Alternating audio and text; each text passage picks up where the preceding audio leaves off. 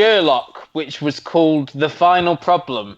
They find Sherlock's sister. They get trapped on some sort of hospital island. Tracy Island. Shutter Island. Basically. Tracy Island. Yeah, good. They get trapped on Tracy Island, have to solve all these sort of mysteries, and then it turns into Skyfall as Sherlock ends up in an ancestral home. I've never known a show annoy me so much. I was seething at the end of this. And I know, Luke. Can I just say I know one because I've been going past all these old podcasts. Yeah. You were quite annoyed by Suntrap. Oh yeah, I know. But this, I think the reason I get annoyed by Sherlock in particular is because it is so well thought of, and it doesn't matter how bloody ridiculous it is, there'll still be people going, oh, you're just being mean because it's Sherlock and it's popular. No, it's bloody ridiculous. It made no sense from beginning to end. This is me. I don't care how many more they do. They've lost me. I won't be coming back. All it does is annoy me, and that's it. That's me done. I don't have any interest in it. Almost gave up halfway through. I really wanted to, but I knew we'd be talking about this, and I knew everybody would be talking about it. Gary, you know what? I was exactly the same. I purposely sort of started it 10 minutes late, so I paused BBC One and then started it, and so I could. I mean, I fast forwarded through some of it. You didn't miss anything. It was just like, now solve this problem, now solve this problem, now here's this girl on the plane, now back to Moriarty. One thing they proved you wrong, Luke, though, they did get Andrew Scott back for about... I know, but to me, just as fan service, not for any good reason. No. The only redeeming feature of this episode was his entrance.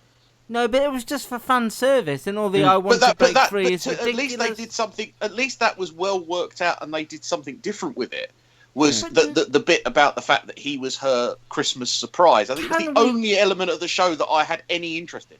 Could any of us make any sense of what was going on? Did any of it make any sense in the real world, let alone...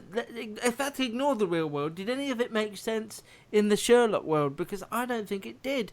How did that girl who was supposed to be locked up, how did she get out to be sat on a bus? How did she get out of it? It's just they didn't think about it. And why did she bother doing all that stuff with John? That didn't make any sense. Where she was flirting with him on the bus. The ending made even less sense than anything else. When she was the girl on the plane.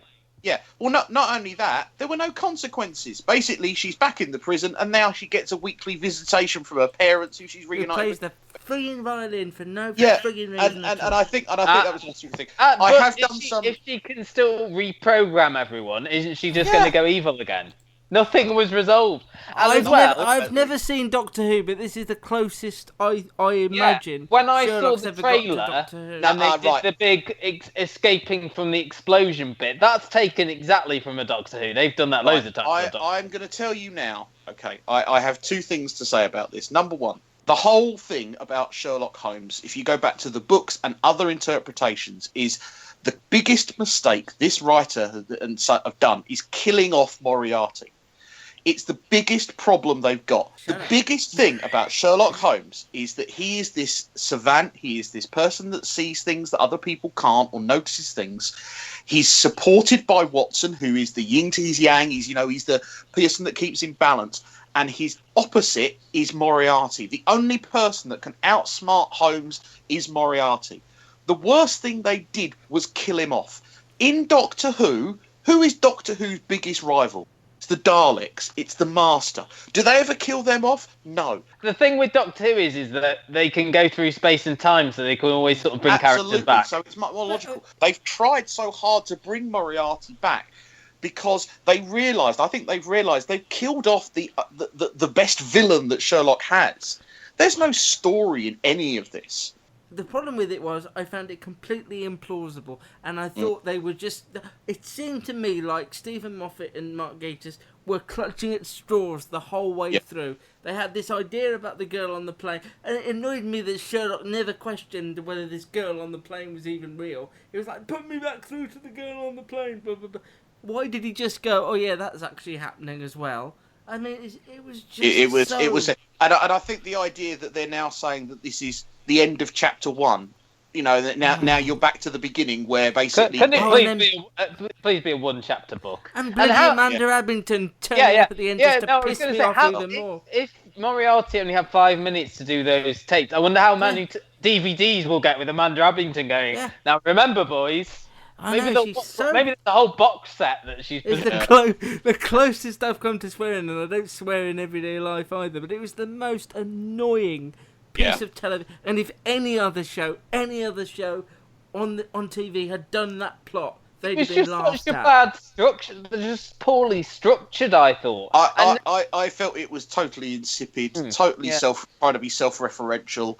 And I think had we not been talking about it, I think I would have switched it off halfway through. The only way you could enjoy it is to ask no questions, because the minute you started to say, well, how come they're there now? How come she tied him up? And why does he think his bloody best friend is a frigging dog when he's supposed to be the most clever person on the planet? And Endeavour shows that you can do a clever, because they're cleverly plotted.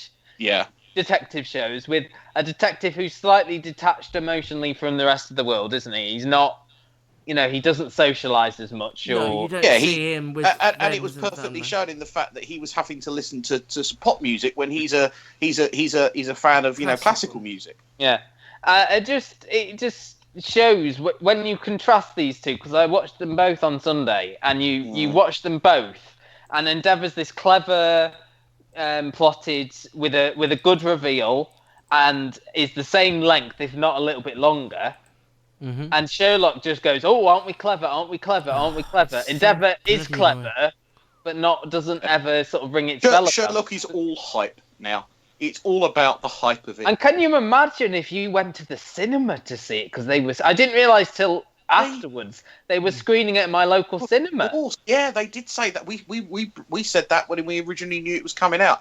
I can only hope that this is it, that they've decided now, let's well, they won't, because it's a massive hit. I mean, even if let's just hope that the actors say no. Nothing ever really happens. Nobody gets their comeuppance. Yeah, everything that you think is interesting either turns out to be Sherlock doing it or somebody else doing it, but Sherlock if they'd had the balls to kill off Mycroft, for example.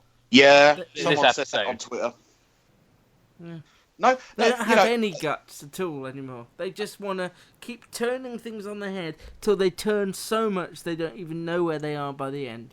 They've turned inside themselves. They've gone so meta that they've gone inside themselves, and that's the problem. It's now a show written by two fans for those two fans. Moffat is just goes overboard. I mean, a lot of people I know have stopped watching Doctor Who because of his. I don't think on Doctor Who it's quite as bad. I've heard those complaints, and as a big Doctor Who fan, I don't see it as much. Chris Chibnall's taken over now, isn't he? Yeah, but I don't think the Moffat era is quite as bad as it is for Sherlock. I don't think people. I think with Doctor Who, they have different writers come in for different episodes. Well, not only that, I think, as I say, there's a lot more get-outs on Doctor Who because of the time and space thing. You can be slightly clever, and then at the end of it, just go, "Oh well, the TARDIS went back in time and fixed it," and it makes sense. You can't do that in Sherlock. Yeah. You've got to stop the they decide, don't they? Oh, Sherlock's really clever. Oh, but for the sake of this bit, he's not so clever. Oh, now he's really clever again. But he now we're going to talk about emotions and. Oh. He wouldn't know this, so he's not clever. Oh, but he is clever because he worked this out. Oh, but he's not clever enough to know. Do you know what? As a final point from me on this, do you know what it's made me think I'm going to do? I'm going to pick up Elementary, which is the American. My dear version. Watson. Because they actually solve crimes. And one more word from me about the series of Sherlock. In the words of Sherlock himself, I'm bored now.